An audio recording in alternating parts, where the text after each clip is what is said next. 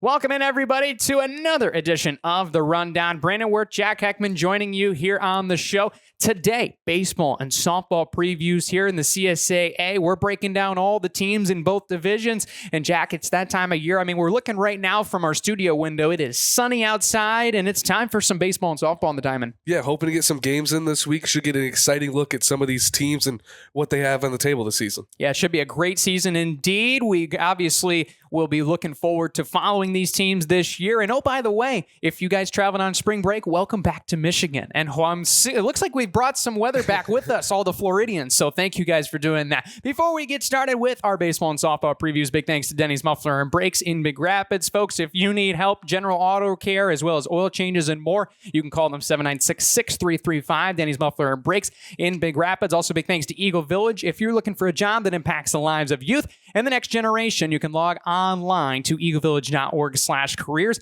Eagle Village, where potential soars. All right, let's talk about last year a little bit briefly to preview into this year. And last year, Jack, looking at the CSAA-Red, starting with baseball, Big Rapids in that big-time game at home against Grant. They get the win and basically hold off the Tigers for that number one spot at 12-3. And Big Rapids was a team last year, that was really, really battle-tested in a gauntlet of a schedule. Grant also played very, very well, 11-4 in conference play, 18-10 overall this year. Coach Stegebro's squad is going to be a top team to look out for this year. Newaygo and Chip Hills were very competitive. Tri-County and Reach City bringing it up the rear. But it's going to be very interesting, just the fact, Big Rapids with a coaching change, Grant with a lot of those juniors sticking around. It's going to be competitive at the top between those two teams. Yeah, those two teams are going to bring a lot of talent to the table. And you mentioned it, such a difficult schedule that Big Rapids played last year to attempt to get ready for the playoffs. I mean, only winning 5 games outside of the conference, but dominating inside the conference.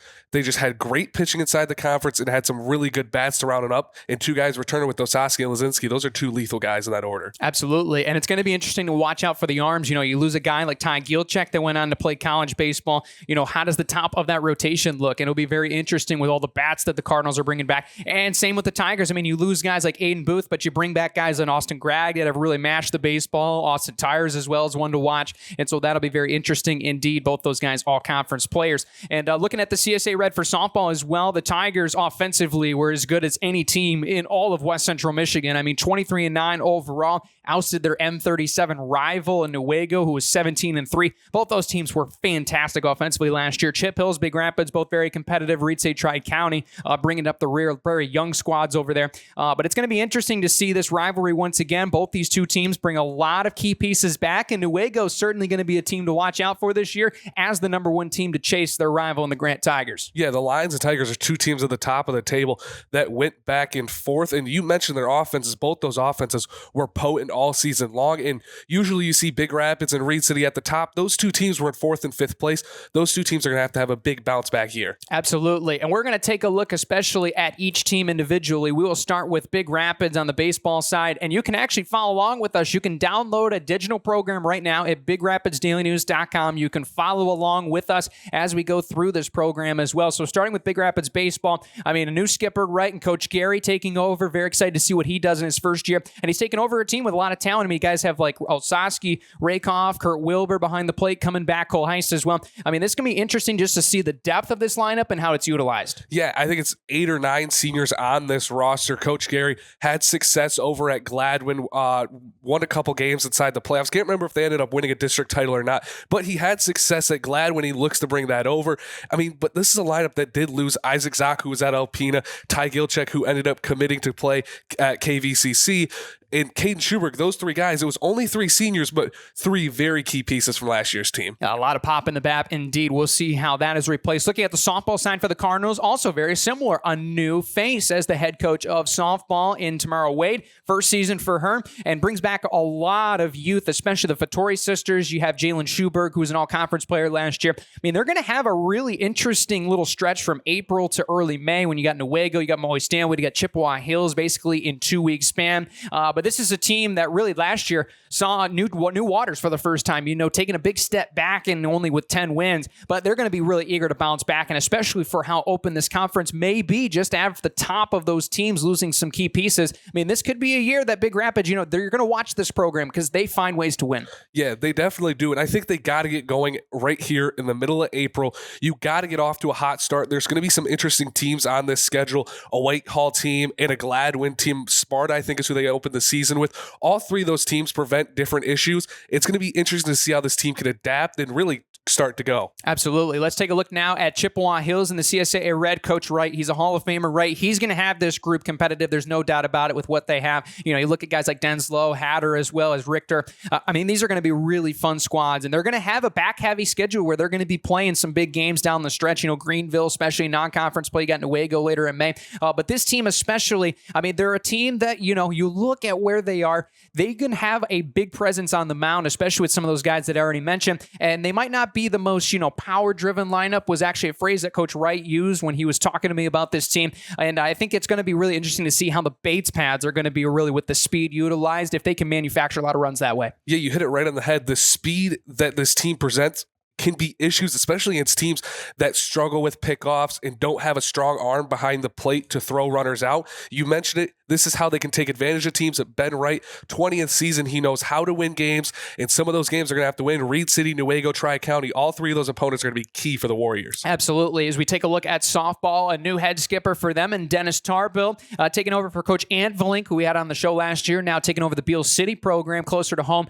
But for Chip Hills, they got their home tournament right around the corner on the 11th, so we're going to see what they're really made of. Riley Abel, Aaron Reisenberger, that is, as well as Carly Flowers. That senior duo, or trio, I should say, will be certainly ones to watch. And this is a program that's on their way up, so it's going to be really interesting to see how they build that foundation off of what was a fabulous year last year. Yeah, their pitching was solid at times, but also looked a little shaky in some of their games. And last year, they played a game with Harrison. Those two teams out combining for almost 50 runs. Such a great game they had. That's who they'll end up opening the season with. But this team has to have great pitching off rip, and they got to be able to pitch inside the conference, because this is a team that has potential in the conference to finish first place, second place. This is a team that can compete at the top. Absolutely. Let's take a look at Grant. Coach Cheesebro in his 7th season. Look, this is a team that certainly is going to be near the top of the table in terms of roster bringing back. Based on the stats last year they're bringing back, and based on their schedule, they could be a team that eclipses that 20-win mark. And obviously Ludington will be a team that we'll watch, or obviously Fruitport as well, both those road games on their schedule.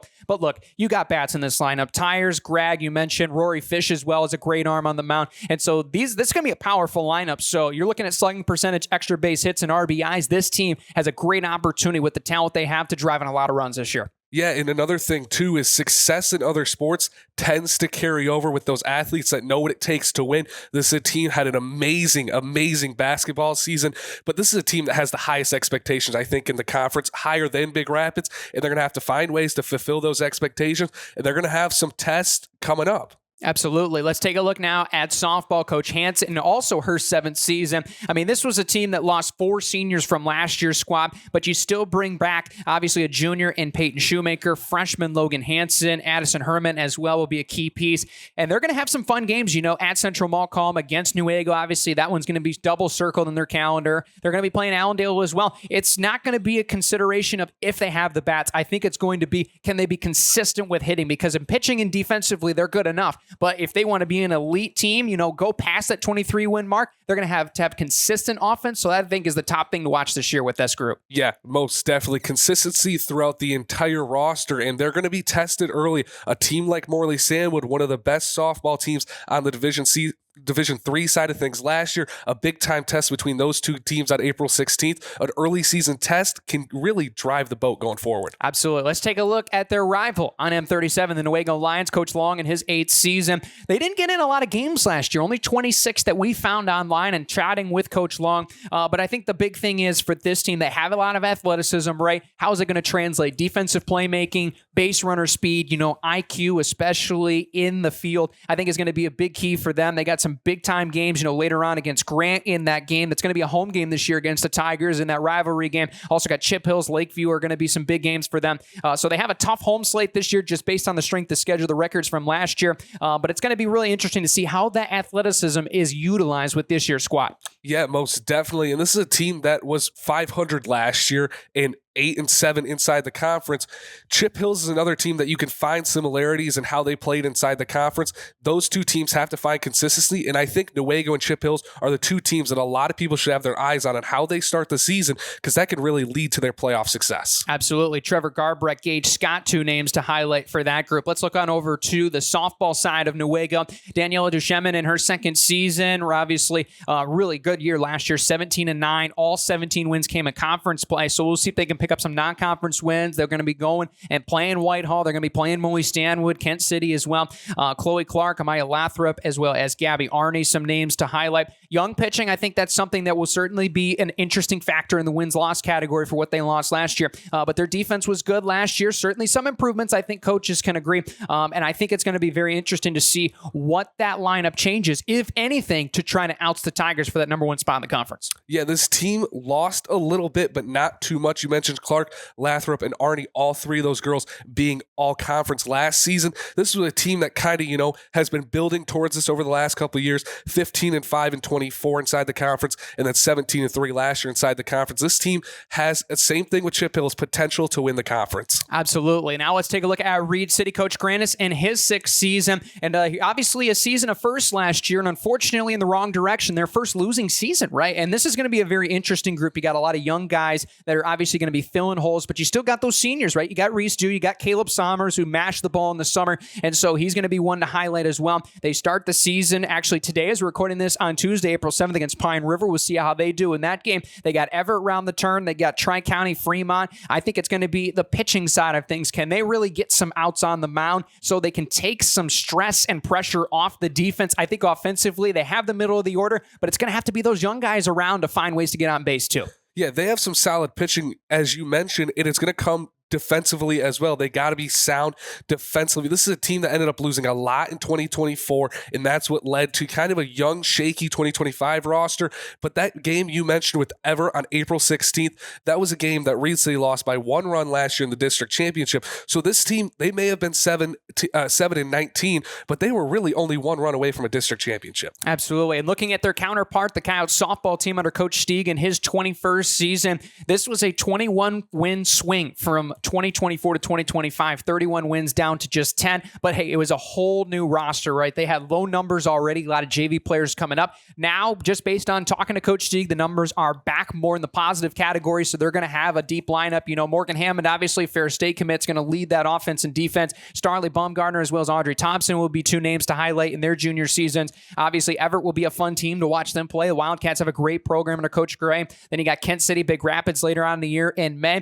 I think it's really going to be manufacturing offense, right? They have a lot of speed in their lineup. Maybe the bats aren't there yet just because of the inexperience, but if it goes along in the season how Coach Stieg wants, they might be able to get some more runs across the plate later on into May when they want it more. Yeah, I think this team was the biggest shocker last year of how many games they ended up losing. We knew that they were losing a lot of talent, but to drop 21 games, go from going 31 wins to 10 wins, that just was very unexpected, but it was an offense that struggled manufacturing, and you hit it right on the head. This team needs to create runs ASAP. I mentioned it with a couple other teams. They got to get going on early in the season. Yeah, we'll see how it pans out there for Coach Stieg. Let's take a look at the final CSA Red team, the Tri-County Vikings, led by Sean Nelson in his 6th season. They certainly have some talent. You look at guys like Vaughn Veltman, a world-class athlete here in this area. Then you got David Torrey as well in his junior season. Looks to make some noise this year. I mean, this team has some slugging ability with those two guys, and especially in the order. I think it's going to be defensively and on the mound, right? Being able to control the game, I think, for the Vikings squad, because they're not the deepest team. They have some athleticism, but as far as the skill, maybe not necessarily to the level of talent as Big Rapids and Grant, for example, but can they play sound baseball, limit walks on the mound, be able to get on base and get those runs across is going to be a big question mark, I think, with this group. Yeah, their pitching was very inconsistent last year. You go back and look at a couple of the scores. They were able to hold a Big Rapids team to, I believe it was 6 runs in one of them, but then they allowed 10 runs in another game against Big Rapids. The pitching staff altogether just wasn't there. You had guys who shine on this pitching staff, but you got to have the whole pitching staff come together, and it goes back to the thing, limiting the walks can be key for this team. 100%. We'll see how it pans out. Let's look at softball under Coach Williams in his 2nd season. This is a team that really is looking for positives, and obviously, after the last 2 years, not a lot of positives, but this is a group, obviously, that has some young talent, and they have some winnable games on their schedule. Carson City Crystal, you got Lakeview, especially a team that also struggled last year. So there's going to be opportunities, and they played and got some runs across in their first game of the year. And so they're going to have opportunities. We'll see what this group has, and we certainly hope they can find that win column and break what has been a really, really tough struggle and streak to follow. Yeah, most definitely. And I mean, I'm going to come out and say it's been 49 straight losses for this Vikings team. And this is a team that showed promise in sometimes last year. And I think they might have even held a lead over Big Rapids, I think, last year in one of the district games, which was pretty crazy to think about. I think they still ended up losing by a handed amount. But this team is still just trying to get their foot in the water and continue to get going. And this is only the second season under Coach Williams. It'll be exciting to see what he can start to do in the early season. 100%. That concludes CSAA Red. Let's flip on over to CSAA White. But first, big thanks to RivalsMI.com. Alternative logos for your team of choice. You can log on. Free shipping on orders over $50. RivalsMI.com, where your team reigns supreme. And hey, if your business wants to support the rundown, give us a call, 796-7000 during normal business hours, and we'll get you right on the program and to be able to support local right here in our local sports show here, the rundown. Let's look at CSAA White results from 2025. Central Montcalm runs away with the CSAA White on the baseball side. The middle of the actual standings pretty much was 2 through 5, which is a good problem to have in competitiveness. The problem was Central Montcalm beat all these teams, so it really wasn't close at the top. But Lakeview, Morley, White Cloud, Kent City, all within a game of each other. I mean, this was a wild conference to follow. This should be a very exciting year just to see which team really prevails in this next spot here, this 2026 season. And then on the CSA White side with softball, Morley Stanwood edging out Central Montcalm. So the softball side might be, a little bit more eyes on compared to the baseball side. But first of all, Jack, on the baseball side, Central Montcalm with Emmett Ligman certainly seem to be the favorites here. But anybody else from there, I mean, it's not like it's literally a big time gap from that second to fifth spot. It's anybody's game for the taking. Yeah, there were a couple teams. Lakeview, a 14-17 team. Morley Stanwood struggled a little bit with the 9-14. White Cloud coming with the 11-22, and then Kent City in fifth place, 4-8 inside the conference, 8-22. That Kent City team, though, shined at times, had really good base running. All four of those teams, though, had their moments on both positive and negative sides, which really allowed this conference to kind of stay all together. Absolutely, and it'll be very fun to see a lot of these groups have a lot of returners, and we'll talk about them here team by team, the same manner of faction. We'll go in alphabetical order. Central Montcalm first.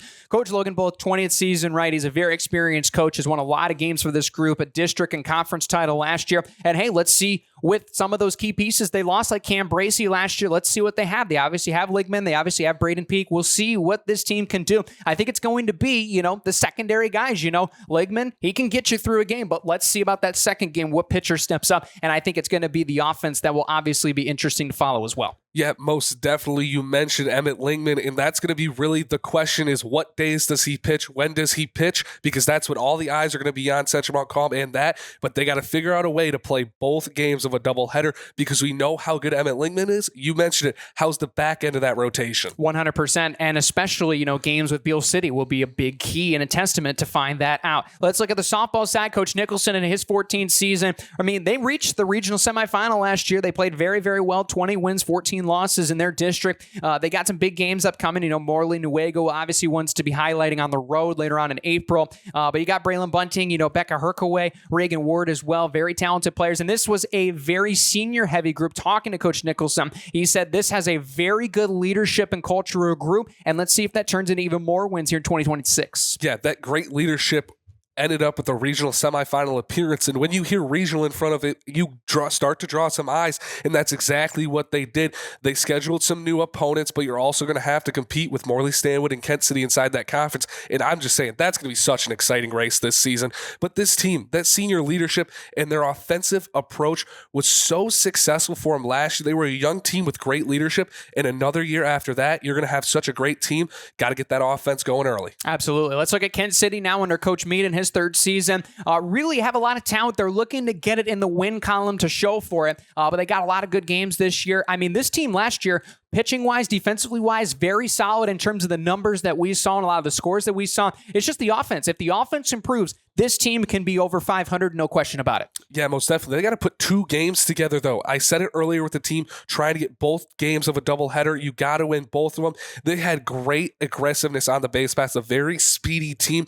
Got to get that offense going and got to get on base to allow your guys to steal bases. Absolutely. If your last name is Anderson or Vanderwest, you will certainly be highlighted for this group. Let's look at the softball side. Coach Larson, talk about a big-time improvement, an 8-win difference from last year, adding 8 more wins. Same number in conference, but obviously less games available, so in win percentage, obviously, is a big step up. And, they were 2 games back of a CSAA White championship against Morley and Central Montcalm, so they're going to be very motivated. Defensively, right, consistency. You have a lot of these seniors, right, in Hoffman, Larson, as well as Mila Molian. This is a really talented group. This is a team that can get you there. It's just going to be, can they play consistently, and can they be patient offensively? Yeah, the last 3 teams we've highlighted between Kent City, and we haven't really got to Morley Stanwood yet, but Central Montcalm, those 3 teams, all very senior-heavy teams. This might be the most talent that's been in the CSAA White softball in quite some time, but Kent City, this is a team 11-5 last year in conference. They showed their streaks at times, and their defense has got to find the consistency. It was very consistent last year. Got to continue that this year. 100%. Let's take a look now at Lakeview. We'll start on the baseball side. Coach Perez, chatting with him. He's very excited with this group. He remains very optimistic. They were about 500 last year, a big improvement. They got some new guys playing some new spots, then some new arms on the mound as well, as you add McLeod, as well as Rosenberger and Luke Large, right? Those were key pieces last year. So it'll be very interesting. And basically talking to Coach Perez, he talked about, he was leaning a lot about the defense when he looks at this group. So obviously, the strong suit of this team looks to be the defensive side. Now pitching, as far as getting on base and driving home runs, that will be the big key if they can get over that 500 hump or if they stay just under like last year. Yeah, May is going to be a big month for this team with Morley, Stanwood, Saranac, and Hesperia. And Saranac and Hesperia, I believe, are their last 2 games of the year. Those are 2 very important games to get ready for the playoffs. This team, it took them a little while to start getting going, but I think when they started to find it in that month of May last year, it really started leads to success, and you started to see some great pitching, able to hold teams down in the run column, and also able to put up some runs. They had a great job driving in runs and getting on base. Absolutely. Let's take a look at softball under Coach Hall in her second season. Improvement from 2024 with 9 wins last year. And they got some winnable games. You look at some of their teams on the schedule. Saranac and Hesperia, as you mentioned, on the baseball side, they're going to be playing them in softball again. They return a 1 all-conference player from last year, and Caitlin Buckner as a senior this year. So let's see if they can get some early momentum in the season just based on their schedule. Some games that could be springboard games like early in the season here in the next couple weeks. Let's see if they can really get moving and obviously be able to finish out with a tough May schedule, facing some of these teams in conference, especially like Central Montcalm on May 12th. Yeah, it's going to be a very tough conference schedule for Lakeview, but that's just what you run into when you run into really, I think we could say it, 3 juggernauts inside this conference. It's going to be a very tough conference schedule, but you got to take advantage of when you play White Cloud, a team that's kind of on your level. You got to be able to take advantage of those games. And you mentioned the schedule. It's kind of interesting on how they have it scheduled. Some weaker opponents that you can really get some wins and start to stack them up. You mentioned the springboard games, but then also the very, very tough conference games. And that's ending the season with Saranac and Hesperia. It's going to be interesting for both the softball and the baseball program. 100%. Final 2 schools here on deck. We'll start with Morley Stanwood under Coach Smith in his sixth season. And obviously, this is a group that has won before, right? Obviously, some big success at the early part of the career for Coach Smith at Morley Stanwood. And I think they're also in that same, springboard category. Reed City on April 14th. You have White Cloud at White Cloud, I should say. They're on April 28th. So they're going to have games early on in April that they can do well in. You look at guys like Quinn Garrett, Blake Olmstead, they're going to lead the way. And I think it's going to be pitching is going to be the win or loss column for this team all year. If they can pitch well, they'll win games. If they struggle on the mound, a little bit like last year, they might dip under 500 again. Great point there on the pitching. I'll go on the offensive side of things. This was a team that when they found success, it was because they were scoring early on in games. It could have been 1, it could have been 2, it could have been 3 runs. It really doesn't matter. This Morley Stanwood team, when they jumped on teams early, that's when they truly found their success and were able to put together a full game. But when they didn't really score until the 3rd or 4th inning, that's when they were already down around 5 runs. So this team needs to get onto teams early, and that's when they can lead to success. Absolutely. Let's take a look at softball under Coach Amor in her 5th season. Breakout season last year, 13 14-3 in conference, 19-6 overall. And hey, you start off with a gauntlet, right? Especially in non-conference. You're going at Grant on April 16th. You got Newaygo later on in May, Central Montcalm the week before that. Laney Bongard, Maddie Kozak, certainly two great athletes in that organization and that program are certainly going to be interesting to follow. Massive home games for this group this year. Defensive versatility, a lot of that athleticism we talked about with teams like Newaygo certainly is the same for Morley Stanwood, and how they're utilized and how that consistency brings playmaking, especially at the plate, will be something that will be a big-time key contributing factor to how many wins this group gets. Yeah, it's going to be an interesting schedule as well. Brandon, you mentioned a couple of those games already. Grant, Kent City, Central Montcalm, Newaygo, Ravenna. 4 of those games are at home. Got to take advantage of playing at home, especially in conference with Kent City and Central Montcalm. 100%. Final school, it is White Cloud under Coach Brown in his 3rd season with the baseball program. A lot of talent coming in with this year's group, competitive spirit, and a lot of tough road games last year. Only finished with 11 wins, but certainly could have added on more, similar to the 500 season last year. Reese Hewitt, Aiden Hensley, as well as Edgar Rodriguez, some names to highlight. And this is a very winnable schedule this year for Coach Brown. You can tell he wants to put the wins. He wants to put the community on some positive spin with a lot of wins. Hesperia, Lakeview, Bear Lake on the schedule, Mason County Eastern near the end of the year. Finishing your schedule strong, especially with some of those later games in May, will be imperative because they want to make a run in districts this year. If you want to, you got to have momentum going into it, hence some of those big matchups. Yeah, this team's got to win home games. Mason County Eastern right before the postseason, Bear Lake on May 4th, and then Lakeview, a team that matches up very well both sides.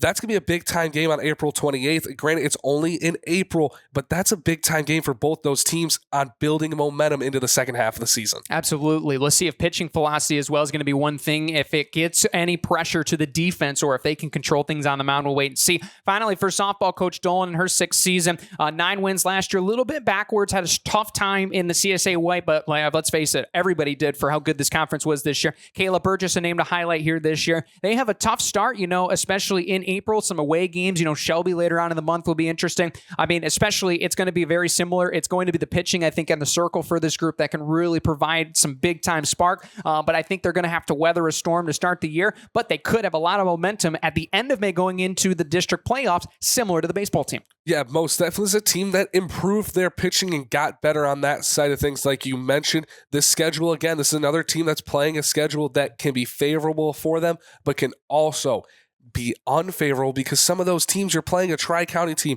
a Reed City team, a Lakeview team, Shelby, Mason County Eastern, all 5 of those teams are kind of big question marks on what they can be this season. Absolutely. And that's our breakdown of every team in baseball and softball. We hope you enjoyed this. If you want to read more, you can find the digital program online, Big Rapids Daily News. You can read through your team. You can screenshot it. You can share it with all of your friends as we head into baseball and softball season. And we'll talk some more previews as well. We'll get into some track, some golf as well, some girls soccer here as the rundown continues with some segments here on upcoming shows. Also, big thanks to Dazos Digital. If your business needs help with digital advertising, you know where to go, DazosDigital.com for more information.